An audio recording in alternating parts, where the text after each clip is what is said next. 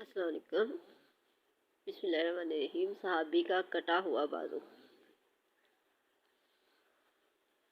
عبیب ابن صاف بیان کرتے ہیں کہ میں اپنی قوم کے ایک اور آدمی کے ساتھ حضور نبی کریم صلی اللہ علیہ وآلہ وسلم کی خدمت میں حاضر ہوا تو آپ صلی اللہ علیہ وآلہ وسلم کسی جنگ میں جا رہے تھے۔ ہم نے آپ کی خدمت میں عرض کی کیا ہم بھی آپ صلی اللہ علیہ وسلم کے ساتھ جنگ میں حصہ لینا چاہتے ہیں؟ ہم نے پوچھا کیا آپ مسلمان ہو گئے؟ ہم نے نفی میں جواب دیا تو آپ صلی اللہ علیہ وسلم نے فرمایا ہم مشرکین کے مقابلے پر مشرکین کی مدد نہیں چاہتے۔ اس پر ہم نے کہا ہم اسلام قبول کر لیتے ہیں۔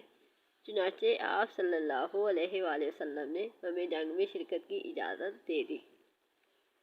لڑائی کے دوران دشمن کے ایک جنگجو نے میرے کندھے پر وار کیا، میرا بازو کٹ گیا۔ میں حضور اکرم صلی اللہ علیہ وآلہ وسلم کی خدمت میں حاضر ہوا تو آپ صلی اللہ علیہ وسلم نے میرے کٹے ہوئے بازو پر لعاب لگایا اور اسے سی دیا۔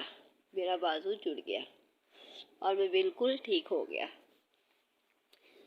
پھر میں نے اس دشمن کو قتل کیا جس نے میرے پر وار کر کے مجھے زخمی کیا تھا۔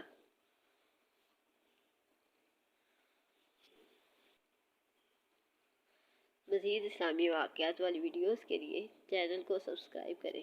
شکریہ۔